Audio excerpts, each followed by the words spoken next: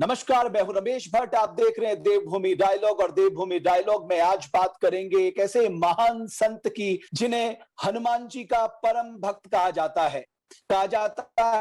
महाकवि तुलसीदास जी के बाद अगर हनुमान जी ने किसी को दर्शन दिए तो वो बाबा नीम करोली महाराज जी को दिए। उनका कैची धाम विश्वविख्यात है और कहते हैं जो कैची धाम के दर्शन कर लेता है उसकी जन्म जन्मांतर की इच्छा पूरी हो जाती है। लेकिन बाबा नीम करोली महाराज को जाना जाता है उनके चमत्कारों के लिए, भक्तों के जीवन में उनके मार्गदर्शन के लिए, और उनके जीवन के चमत्कारों ने उन्हें एक महान संत बना दिया। केवल देश में ही नहीं, विदेशों में भी उनके करोड़ों अनुयायी हैं। लेकिन क्या है इन चमत्कारों की सच्चाई? कौन वो लोग थे जो बाबा के बहुत नजदीक रहते थे और उन्होंने साक्षात रूप में बाबा को इन चमत्कारों को करते देखा? 15 जून के दिन इतना विशालकाय भंडारे का आयोजन क्यों होता है? इस भंडारे का महत्व क्या है? इस प्रसाद का महत्व क्या है? और जैसा कि संतों के बारे में कहा जाता है, संत हृदय नवनीत समाना, कर उपकार जगत के नाना। आज इन्हीं महान संत पर, बाबा नीम करोली महाराज पर हम बात करेंगे। और देवभूमि डायलॉग के मंच पे हमने दो खास मेहमान, वो दोनों भाई हैं और बाबा नीम करोली महाराज के अनन्य भक्तों में से एक हैं, जिन्होंने एक लंबा अरसा बाबा जी के साथ गुजारा है। मेरे साथ हैं रविंद्र कुमार जोशी, एक बिजनेसमैन है जिनको प्यार से रब्बूदा कहते हैं। रब्बूदा, देवभूमि डायलॉग के इस मंच पे आपका बहुत बहुत स्वागत है। और उनके भाई मंजुल कुमार जोशी, जो उत्तराखंड सरकार में गृह सचिव रहे, तमाम पदों पर रहे और बाबा के अनन्य भक्तों में से जाने जाते हैं। आप दोनों का मैं बहुत बहुत स्वागत करता हूं। और सबसे पहले मैं गुरुधाम कैंची के बारे में रब्बूदा आपसे जानना चाहता हूं कि गुरुधाम कैंची का कैसा महत्व है कि यहां लाखों करोड़ों अनुयायी जो है आते रहते हैं। देखिए, बहुत वर्ष पहले की बात है, एक बंगाली साधु कीर्तन करने आया था कैंची में। और जब उसने कैंची में कीर्तन किया, ये मैं पोस्ट महाराज की बात कर रहा हूँ, श्री सिद्धि माँ, पूजनी सिद्धि माँ वहां बैठी थी। आके माँ से बोला कि बाबा बहुत जगह घूमा, सगल जगह घूमा, सब जगह देख के इधर सब कुछ गाड़ दिया। अक्षय निधि है, अक्षय निधि है, कभी जितना ले जाओ कभी नहीं घटेगा। ये महाराज की देवभूमि, महाराज की तपस्थली है। और जैसे सिद्ध एक स्थान को खील देता है, वही स्थान उसका शरीर हो जाता है।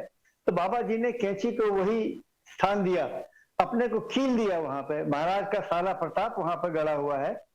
और जहां तक उसका आपने कहा चमत्कारों का, मैं इसमें थोड़ा सा अपनी तरफ से एक भक्त के रूप में जोड़ना चाहूंगा कि सिद्ध के चमत्कार नहीं होते, सिद्ध की लीलाएं होती हैं।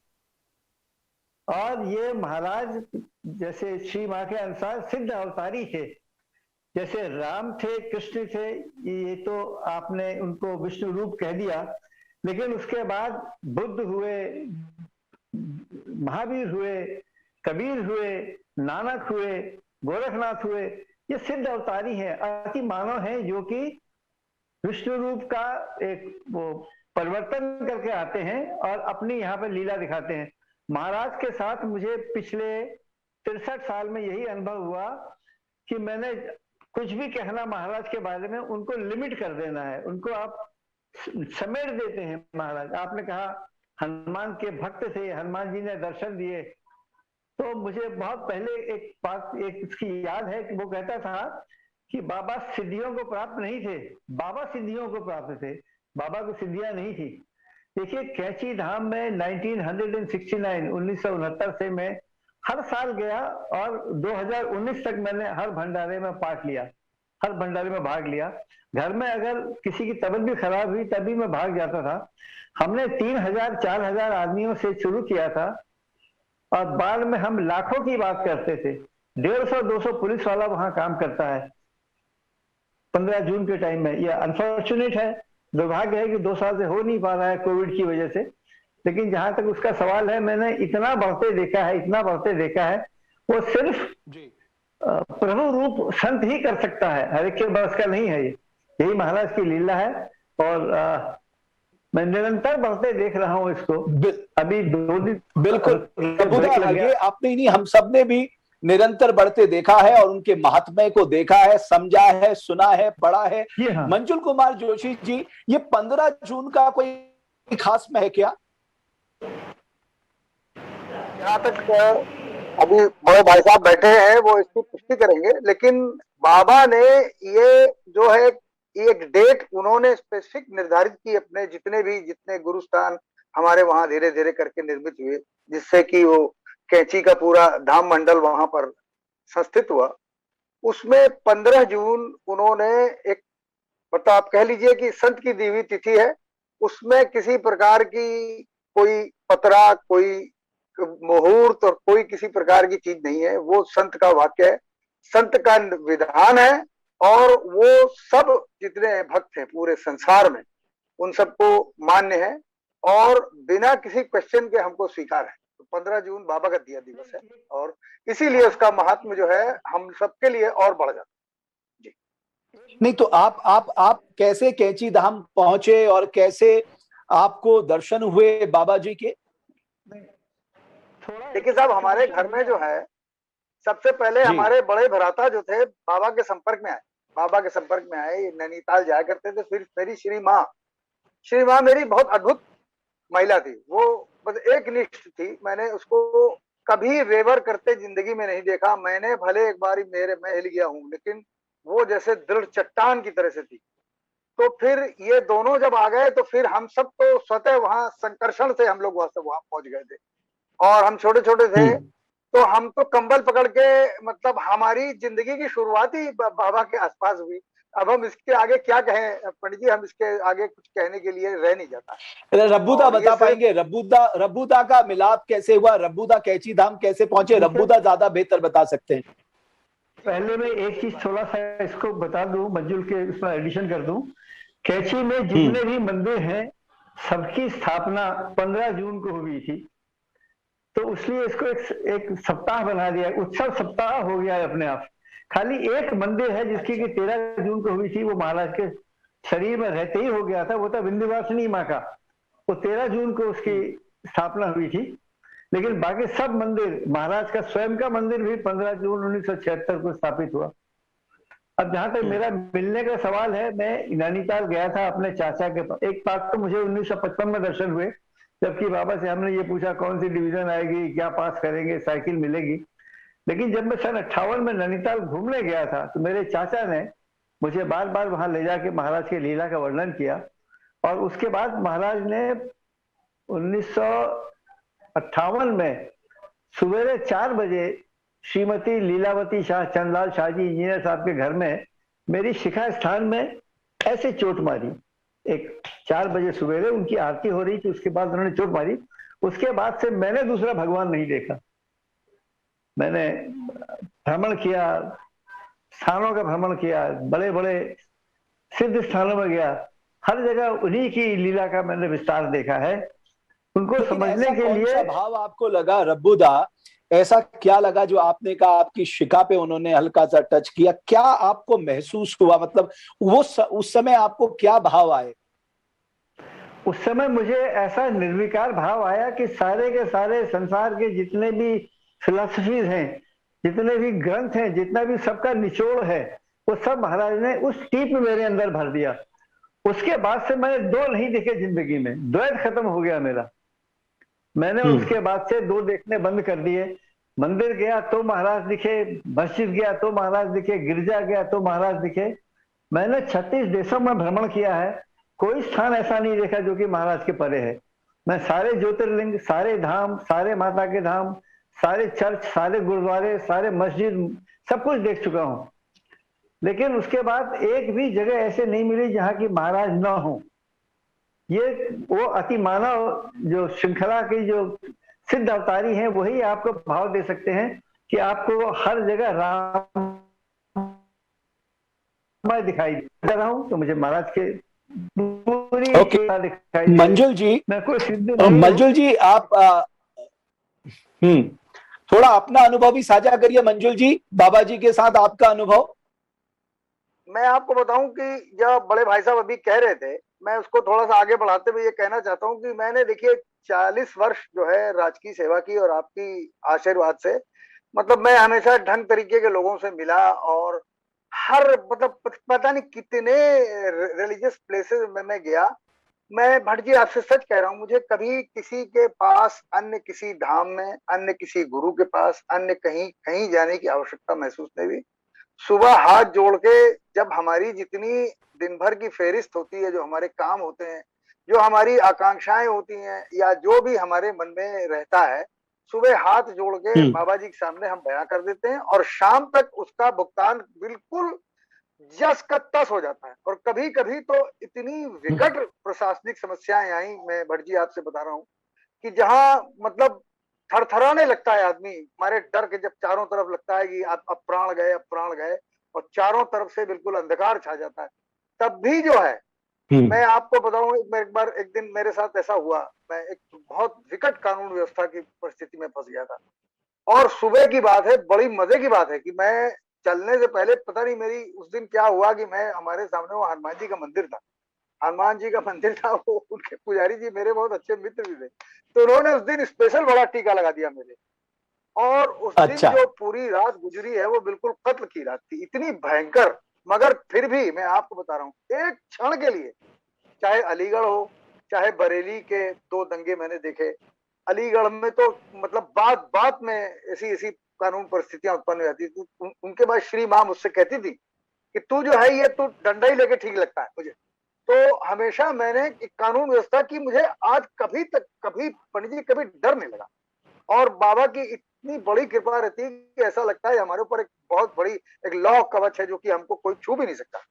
तो सुबह बाबा के साथ छोटी छोटी चीजें मांगना, छोटी छोटी चीजों की अपेक्षाएं करना, ये बाबा को लिमिट करना है। जैसे भाई साहब ने कहा, बड़ी अच्छी बात की कि बाबा के सामने आप मतलब इच्छा आपकी, और जो है विन्यास उनका होता है, वो कैसे पूरा करते हैं ये वही जानते हैं।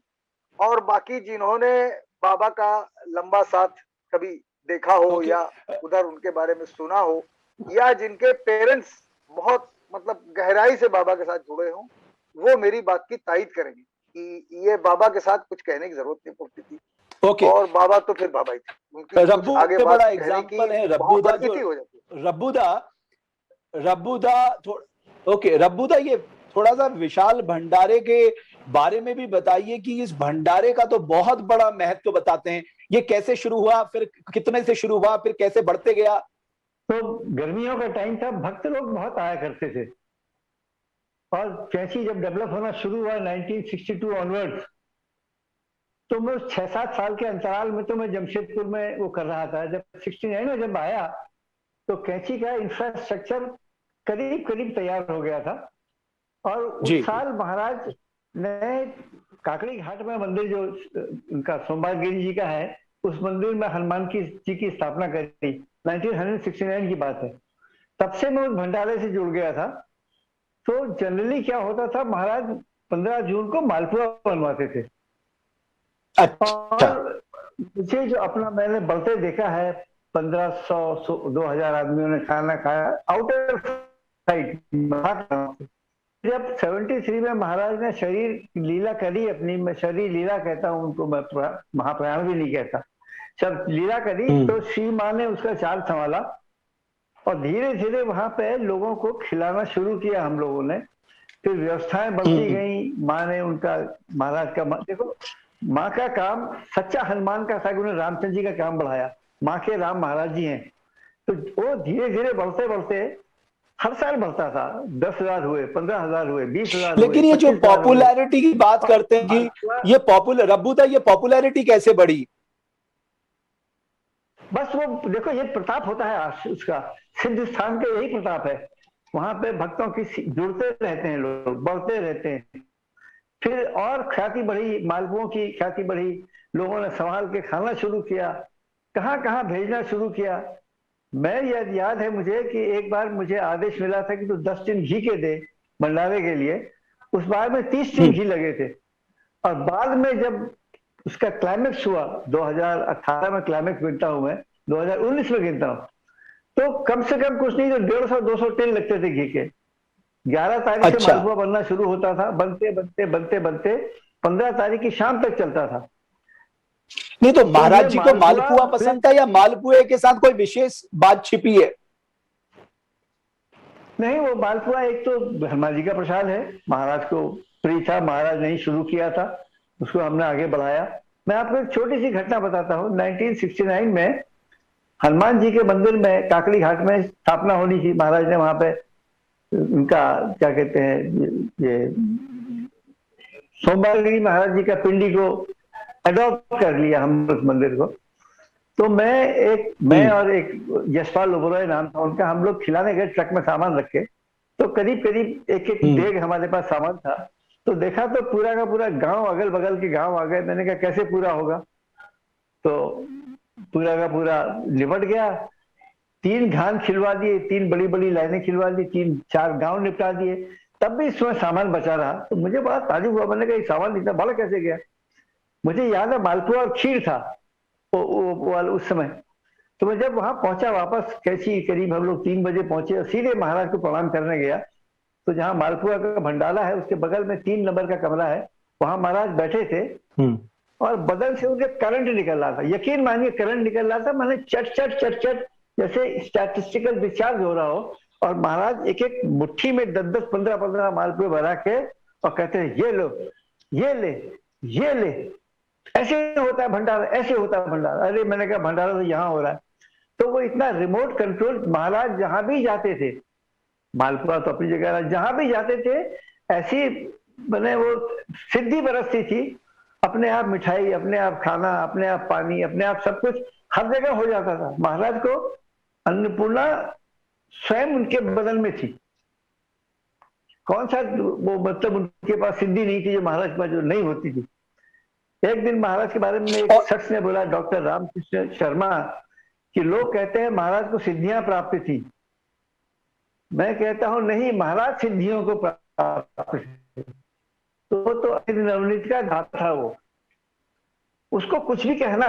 बिल्कुल। मैंने पढ़ा है, एक उनका पढ़ा लिखा काफी पढ़ा मैंने, वेद भी पढ़े, वेस्टर्न फिलोसफी पढ़ी, ईस्टर्न फिलोसफी पढ़ी, ओरिएंटल फिलोसफी पढ़ी। मैंने कोई भी ऐसा मंत्र, श्लोक और ऋचा नहीं देखी जिसके परे महाराज न हो। तो एक वर्ड है इंग्लिश में, बियॉन्ड द बियॉन्ड। वो गुणातीत हैं, मायातीत हैं। ये समझने के लिए अर्जुन की आंख चाहिए और कृष्ण की कृपा चाहिए।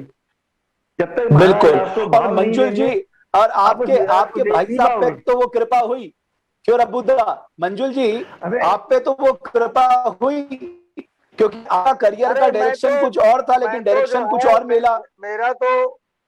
मेरा तो जीवन, मेरी नौकरी, मेरा सब कुछ जो है वो बाबा का गिफ्ट है। मेरी माँ जो है एक बार मुझसे रुष्ट हो गई थी छुटपन में। मैं जब पढ़ रहा था यूनिवर्सिटी में, तो मेरे थोड़े से मतलब विचार आमतौर पे जो सामाजिक विचार होते हैं उनसे थोड़े भिन्न हो गए थे। तो मेरी माँ श्री महाराज जी के पास चली गई थी मेरी शिकायत करने। उसने कहा कि मेरा लड़का जो है ये तो बिल्कुल बदहवास हो गया है और ये पढ़ता नहीं है, जरा सा भी ध्यान नहीं देता। तो उस दिन महाराज जी ने उसे वचन दिया था कि जा इसे अब हम पढ़ाए। तो कालांतर में जब महाराज जी का शरीर हो गया तो उस वचन को श्री माँ ने पूरा किया। और मुझे अच्छा। एक समय ऐसा आया कि मैं, पंडित जी जब भी एग्जाम देता था, मैं फटक से एक बार मैं उसमें आ जाता था, रिटर्न में आ जाता था। और इंटरव्यू में मेरा 2 बार जो है वो मतलब सब कुछ होते हुए भी, नंबर आते हुए भी मैं कुछ मार्क्स से रह गया। अच्छा, वहां पर एक चीज और होती कि वहां अगर कोई निर्देश मिला और जिसने उस निर्देश का पालन नहीं किया, या तो निर्देश मांगा नहीं संत से, या अगर निर्देश आपका जो भी आपका मनोरथ है वो सिद्ध नहीं होगा, कभी नहीं होगा। तो माता जी ने मुझको, मैं देखिए मेरा आईपीएस में हो गया था, रिटर्न में हो गया था, तो कतिपय चीजें उन्होंने मुझको मना की और स्पेसिफिकली मना की मुझे। और मैं उनके पास गया था और उन्होंने कहा ये तुम मत करना। और पंडित जी आपको मैं बताऊं कि वही हुआ। और जब मैं उसमें 12 नंबर से रह गया, तो जो फिर उन्होंने अपना रौद्र रूप प्रकट किया मेरे ऊपर, मतलब वो मस्जिद में देख रहा था, 20 फीट की लग रही थी मुझे। और उनके चेहरे से जो एकदम शोले बरस रहे थे जब उन्होंने मुझे डांटा और कहा उन्हें, अब तू यहाँ रहेगा और अगर तूने जरा भी गड़बड़ की तो तुझे भगा दूंगी। और फिर वहां रह के पढ़ाया पंडित जी। उसके बाद इतिहास है कि पूरे उत्तर प्रदेश में मेरा उन्होंने प्रथम स्थान रिजल्ट निकलने के 1 माह पहले घोषित कर दिया वृंदावन। मुझसे जाके बोली, जाके तुम हनुमान जी को जोर से कह के आप मुझे फर्स्ट कर दो। तो मैं वहां जाके मैंने जोर से बोला हनुमान जी के सामने। 1 महीने बाद रिजल्ट आया, पंडित जी मेरा यूपी में प्रथम स्थान है। तो वहां से कुछ भी हो सकता है। और जैसे भाई साहब कह रहे थे, बकौल भाई साहब की, महाराज जहां बैठ जाते थे, माँ जहां बैठ जाती थी, जंगल में बैठ जाती थी, तो वहां भंडारा शुरू हो जाता था पंडित जी। तो यहाँ तो इसकी कभी कोई, ये सब जो अक्षय पात्र इनको ईश्वर प्रदत्त थे हमेशा से। और कभी वहां पर छोटी मोटी चीजें ये कभी इश्यू नहीं रहे कि भोजन नहीं है, सामान नहीं है, ये सब चीजें वहां पर अक्षय भंडार आज भी है। और ईश्वर चाहेगा तो सदैव वहां पर जो बाबा ने कीलन कर दिया है, तो वो जगह तो कभी उसकी ऊर्जा क्षीण हो ही नहीं सकती। तो जो जो साधक वहां सच्चे मन से जाएगा वो हमेशा कुछ न कुछ लेके आएगा वहां से। अब एक छोटा सा मैं आपसे आज्ञा चाहूंगा कहने के लिए कि महाराज का जन्म जो है वो अकबरपुर में हुआ था। एक गांव है, डिस्ट्रिक्ट शिकोहाबाद में है शायद। तो धीरे धीरे महाराज ने 10 साल की उम्र में घर छोड़ दिया। फिर एक जगह गए, उनका नाम है वामनिया, एक जगह है। 11 साल की उम्र वहां पहुंच गए और 6 साल तपस्या करने के बाद वहां तलैया के बाबा कहलाए। वहां से वो चले गए नीम करोड़ी। उनसे उनका गांव का नाम नीम करोड़ी बाबा पड़ गया, वो गांव के नाम से। जहां तक महाराज का सवाल है, महाराज तो खाली अपना स्वरूप को जानने के लिए, जैसे महावीर निकल गए थे, वो बुद्ध निकल गए थे, छोड़ दिया था, शंकराचार्य ने छोड़ दिया था, वैसे महाराज ने अपना स्वरूप को जानने के लिए, वो त्रिगुणात्मक जब जन्म आता है संत का तो अपना स्वभाव भूल जाता है, तो उसको कोई याद दिलाता है या स्वयं याद आ जाती है। वही आज जो तपस्या जो है वो 110 साल के बाद बिल्कुल नई बन रही है। और आपके इस भाई को सेवा का मौका मिला है, बहुत बढ़िया साल बनेगा। उसके बाद महाराज का वो जागृत सबसे पहला स्थान, मैं उसको आदि तपस्थली कहता हूँ, वो महाराज का स्थान है। उसके बाद महाराज ने कहाँ कहाँ अपनी लीला का विस्तार किया। आज सारे विश्व में एक से एक लोग जो है समझ नहीं पा रहे हैं। हनुमान का भक्ति का प्रचार जो है जर्मनी में होता है, वहां हनुमान चालीसा होती है, विनय चालीसा होती है, महाराज की विनय चालीसा। और ये जो इसका जो विस्तार है, गुरु जब शरीर छोड़ता है तो वो विस्तार करता है। बिना विवेकानंद के रामकृष्ण नहीं, बिना माता जी के महाराज जी नहीं। ये माता जी ने इतना काम बढ़ाया महाराज का, ये जब तक समझेगा आदमी वो महाराज की कृपा को जानेगा। बाकी मैं क्या कहूँ, हरि अनंत हरि कथा अनंता, कोई अंत नहीं है उसका। बनते रहेंगे मंदिर, मैं पंडित जी आपके संज्ञान में एक बात और लाना चाहूंगा भट्ट जी, कि आपने अभी हमारी जो प्रारंभिक चर्चा एक दिन हुई थी कभी, तो कुछ विदेशी भक्तों का जो है, बड़े प्रोमिनेंट विदेशी भक्तों का जिक्र होता है यहाँ पर। वो कहते हैं स्टीव जॉब्स का नाम लिया जाता है, जुकरबर्ग साहब का नाम लिया जाता है, प्रोफेसर रामदास जी का नाम लिया जाता है, और अब मैं उसमें नाम भूल गया था, वो हमारी बहन है जूलिया रॉबर्ट्स जी का नाम लिया जाता है।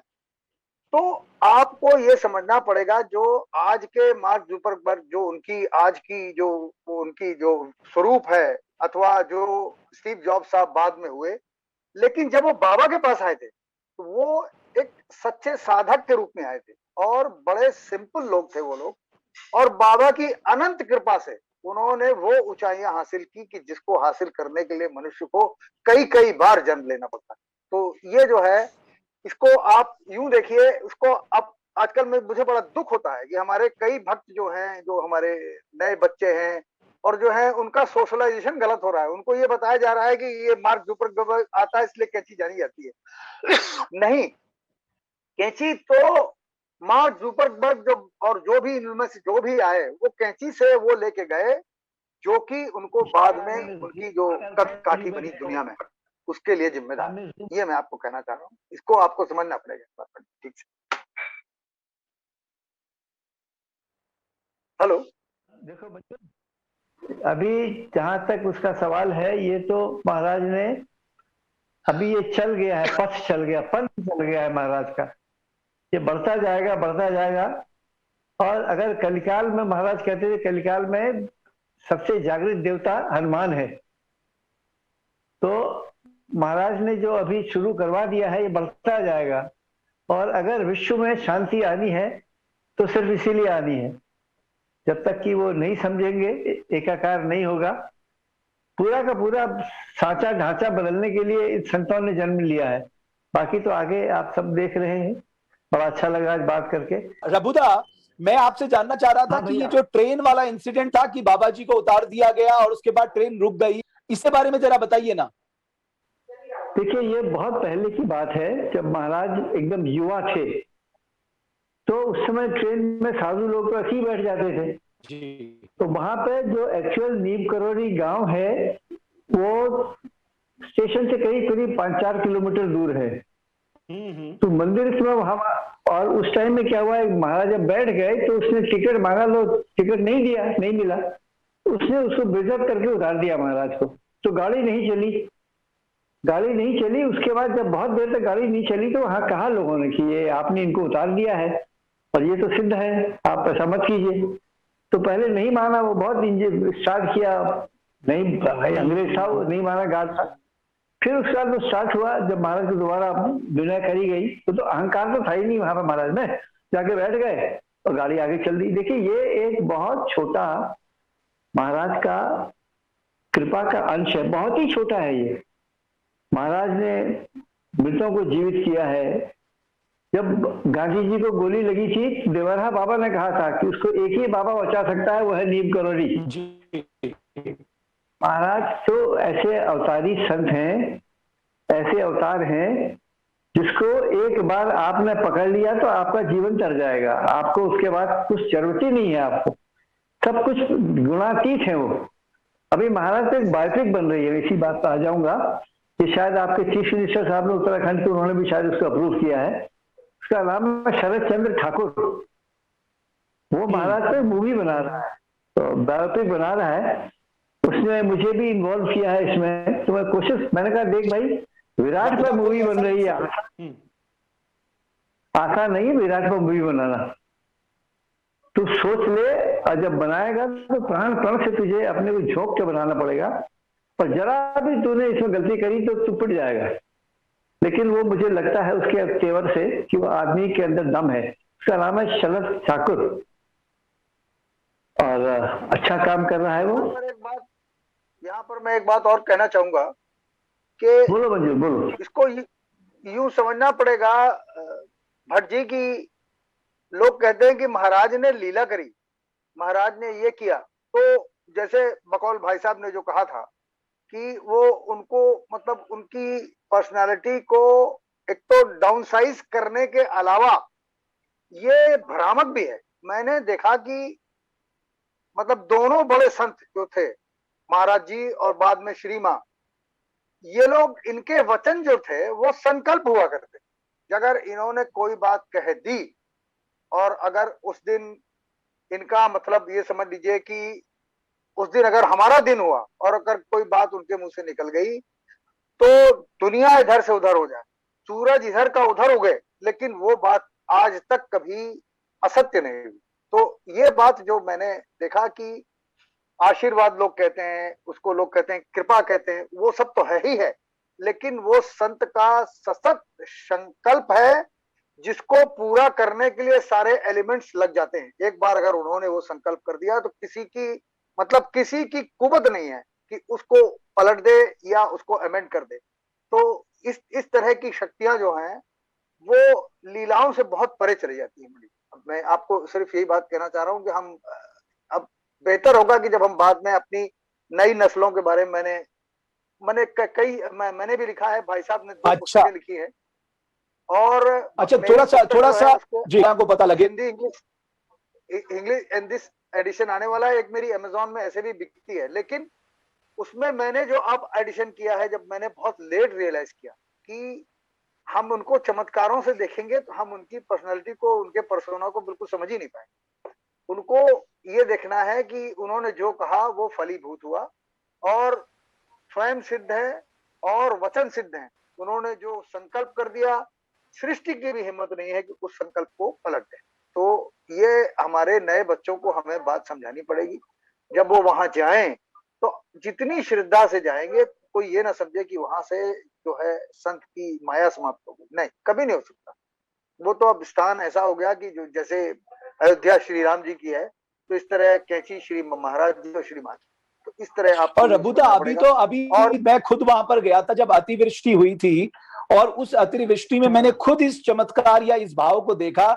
उनको अगर हम जज करते हैं तो हम उनकी हर प्रकार से उनकी जो उनका जो ऑरा है उसको हम डिमिनिश करते हैं, तो इसलिए ओके मंजुल जी, एक बात आखिर में जरूर ये बता दीजिए कि अगर एक सामान्य व्यक्ति को अपने नौनिहालों को, अपने बच्चों को, अपनी आने वाली पीढ़ी को अगर हम बताना चाहे बाबा जी के अवतार के बारे में, बाबा जी के बारे में, तो बहुत किस तरह से हम उनको उनके सामने रख सकते हैं?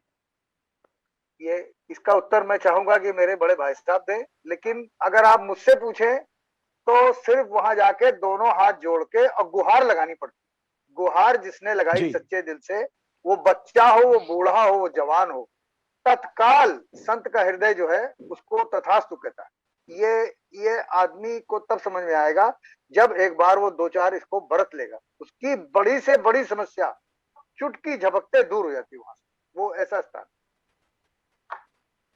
इसमें मंजुल ने बहुत अच्छी बात कही, बहुत बढ़िया बात कही। देखिए, हम कभी कभी ऐसा होता है कि संत आपकी नियति को पलट देता है।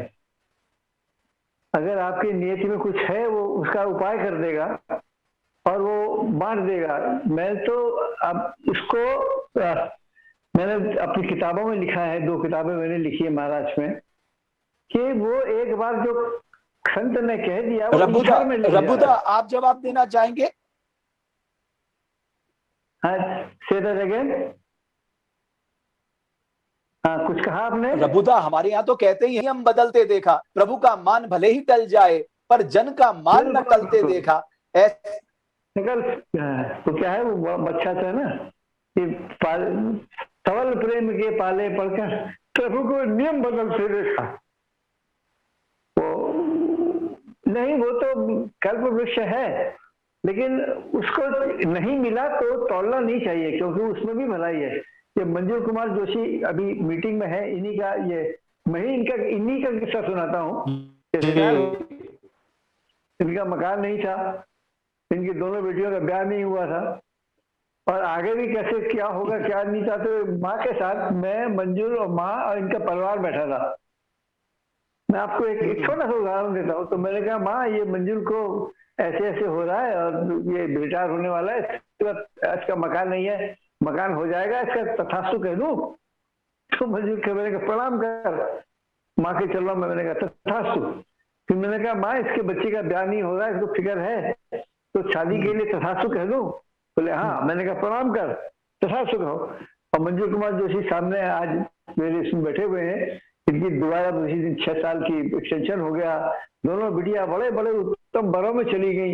इनका मकान हो गया हल्द्वानी में। गुरु जी मस्त अपने 3 मंजिले मकान में बैठ के मजा कर रहे हैं। ये तो इसी के साथ तथास्तु हुआ। जी भट्ट जी, मैं मंजूर जी लास्ट कमेंट कि जी, मुझे आपका पड़ोसी रहने का सौभाग्य प्राप्त हुआ। आपके चेहरे में एक इनोसेंस है और आपके चेहरे में एक विशेष प्रकार की आभा है, और ईश्वर चाहेगा तो आप जिस चीज में हाथ डालेंगे वो पूरा होगा। नंबर 1 पूरा होगा। नंबर 2, हमारे जो बड़े भ्राता हैं, हम उनको भी थोड़ा बहुत मतलब संत की उसमें वो ले आते हैं बीच बीच में। तो आज इन्होंने 3री मंजिल कह दिया, तो वो भी बनेगी भगवान चाहेगा तो किसी धन्यवाद। रबुदा, एक लास्ट बात मैं आपसे कहना चाहता हूँ। रबुदा, जिस कारण से, जिस हेतु मैं उत्तराखंड आया हूँ, मेरा बस एक ही मकसद है, मैं मनसा वाचा कर्मणा से अपनी देवभूमि की जिस भी रूप में हो सेवा कर जो आपका संकल्प है वो अवश्य पूर्ण होगा। इसका आशीर्वाद जरूर दे दीजिए। आप खाली कैंची की तरफ मुंह घुमा के महाराज के स्मरण करके मांग लो, आपको मिल जाएगा। बहुत धन्यवाद रबुदा, बहुत धन्यवाद रबुदा। मंजुल कुमार जोशी जी, आप दोनों का बहुत बहुत शुक्रिया। आज हमने बात की 15 जून के दिन एक ऐसे संत की जो अवतारी थे, जिन्होंने नाना प्रकार की लीलाएं दिखाई, जो भक्त वत्सल थे, जिनके देश में ही नहीं पूरी दुनिया में भक्त थे, नीम करोली महाराज के बारे में प्राप्त हुआ।